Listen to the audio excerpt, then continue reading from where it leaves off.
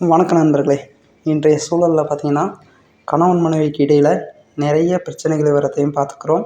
அதே மாதிரி விவாகரத்து ஆகிறதையும் பார்க்குறோம். இதெல்லாம் கொஞ்சம் தவிர்க்க நம்ம ஒரு எளிய தாந்திரிகத்தை பற்றி பேச போகிறோம். வீடியோக்குள் போகிறதுக்கு முன்னாடி நம்ம சேனலை மறக்காமல் சப்ஸ்கிரைப் பண்ணிக்கோங்க. சரி, வாங்க வீடியோக்குள் போகலாம். இதுக்கு நீங்கள் பயன்படுத்த போவது 2 முட்டைகள் மட்டும்தான், வேறு எதுவும் தேவையில்லை. சரிங்களா? இதுக்கு எந்த விதமான மந்திரமும் தேவையில்லை. சரிங்களா? ஒன்றே ஒன்று இதுக்கு என்ன தேவைன்னு கேட்டிங்கன்னா, கணவன் மனைவியாக வாழ்ந்தவர்கள் மட்டுமே இதை செய்ய முடியும். மீதி யாராலையும் இதை செய்ய முடியாது. சரி, இப்போ ஒரு சில நாட்கள், அதாவது கல்யாணம் ஆகி ஒரு 2-3 வருஷம் 4-5 வருஷத்துக்கு அப்புறம் பார்த்திங்கன்னா, கணவன் மனைவிக்கு இடையில் கருத்து வேறுபாடு அதிகமாகி பிரிவினையும் ஏற்படுகிறது. இது சகஜமாக நடக்கிறது ஒன்று.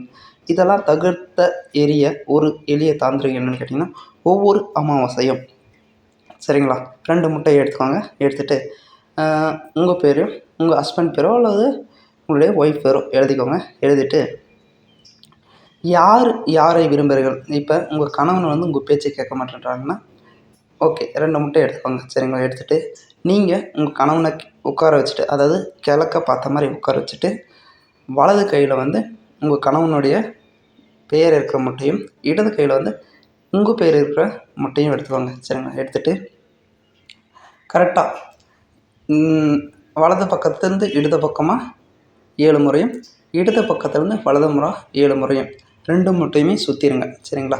சுற்றிட்டு அதுக்கப்புறம் என்ன பண்ணணுன்னு கேட்டிங்கன்னா, இந்த 2 முட்டையும் பார்த்திங்கன்னா, உங்கள் வீட்டிலேருந்து ஒரு 1 கிலோமீட்டருக்குள்ளே, எங்கே இருந்தாலும் பரவாயில்ல, உங்கள் வீட்டிலேருந்து 1 கிலோமீட்டருக்குள்ளே ஒரு 3 வழி கூடுற மாதிரி, சரிங்களா 3 வழி கூடுற மாதிரி ஒரு பிளேஸ் இருக்கும்.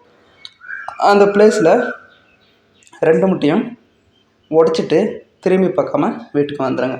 சரிங்களா? இது மாதிரி ஒவ்வொரு அமாவாசையும் செய்து பாருங்கள். கணவன் மனைவிக்கு இடையில் இருக்கிற அந்த கருத்து வேறுபாடு குறைந்து பழையபடி, அதாவது கல்யாணம் ஆன புதுசில் நீங்கள் எப்படி அன்னோன்யமாக இருந்தீங்களோ அதே மாதிரி வாழ்கிறதுக்கான அறிகுறிகளும் விதிவிலக்காக மாறும். சரிங்களா?